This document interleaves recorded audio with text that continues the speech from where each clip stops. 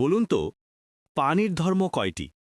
Motivational story Billal Raju. প্রকাশকাল 25/9/25। বন্ধুরা, বলুন তো মানুষের ধর্ম কয়টি? মানুষের ধর্ম হলো একটি, যে যার মতো করে তার ধর্ম পালন করে। এবার বলুন তো পানির ধর্ম কয়টি? পানির ধর্ম হচ্ছে 3টি। 1. ঢালু পেলে গড়িয়ে যাওয়া। 2.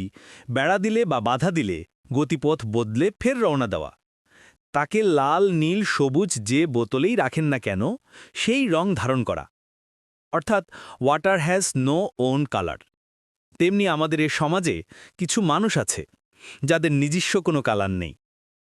সময়, পরিবেশ, পরিস্থিতি বুঝে রং বদলায়।